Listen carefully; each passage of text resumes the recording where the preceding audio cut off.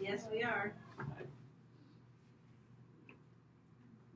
Colonialism spread far and wide throughout the globe, bringing many nations and people under the heel of another. The effects of colonialism have still been affecting us today, and it especially affected the indigenous people in North America. The arrival of Europeans and the Trail of Tears, a couple centuries later, forced the indigenous people onto reservations, which as a result has affected their quality negatively.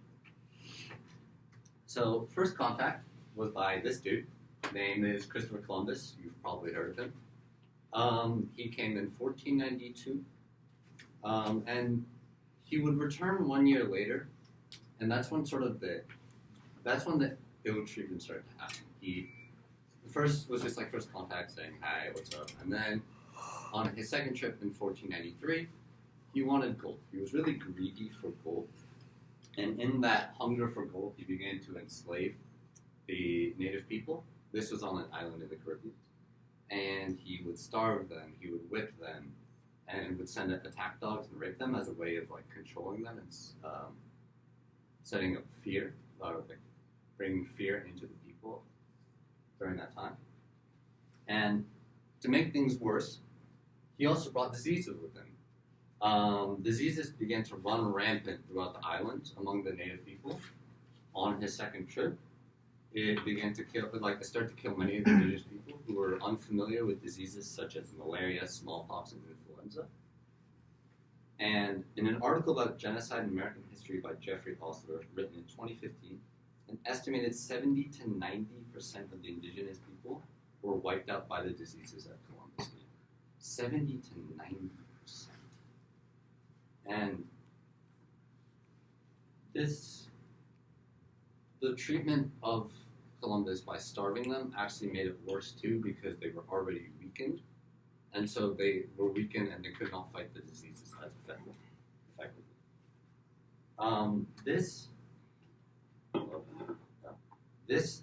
The diseases and mistreatment of native people would continue for several centuries, and in 1838, a very famous incident called the Trail of Tears, in which the Cherokee people were forced off their lands and just sort of sent off and marched.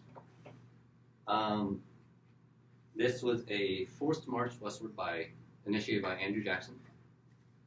Thousands died due to it, one, being in the middle of winter, and B, you're marching hundreds and hundreds of miles, while you're also still ravaged by diseases, the same ones that were ravaging them a couple hundred years prior.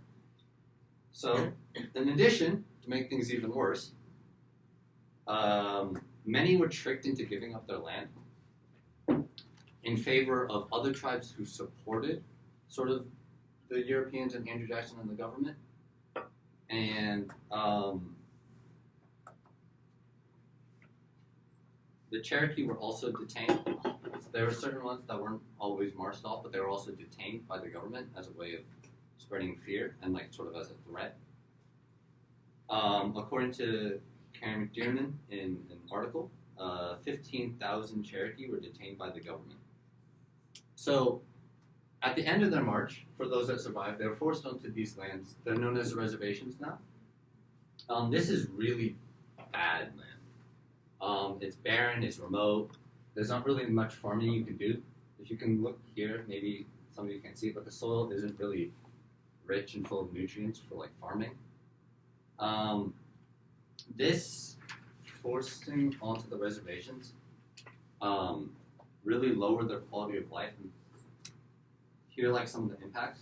So, for one example, there are less resources on the reservations. A report by the Indigenous Law Center at the University of New South Wales in 2002 noted that many reservations have 50 to 75% of the resource base that non-Indigenous communities have. In addition, this lack of resources leads to a higher poverty rate and less education. As you can see here, the high school dropout rate is among second highest among all racial groups, and at 11% compared to, say, 5% for whites and 3% for Asians. And then if we look here, the high school dropout rate also affects the bachelor rate. If you don't make it out of high school, you can't make it out of college. So here, We have 17% of the indigenous people graduate with a bachelor's degree, which is the second lowest. Once again, the Hispanic community has the lowest bachelor degree rate at 14%. And also, poverty rate. The indigenous people have a 26% poverty rate, and which is similar levels to the Hispanic and the Black communities. In addition, the indigenous people also have a higher suicide rate and alcoholism. According to the CDC, suicide rates among indigenous people have been escalating since 2003 up to 2014, which was when the study was done. And they also have a higher percentage of people with an alcohol problem compared to whites, nearly double. In addition, the indigenous are also less likely to report a mental health issue, which exacerbates the issue of suicide within those communities. As a result of colonialism, indigenous people have suffered up until today, and I think it will be important in the future to bring them out of poverty among other minority communities who are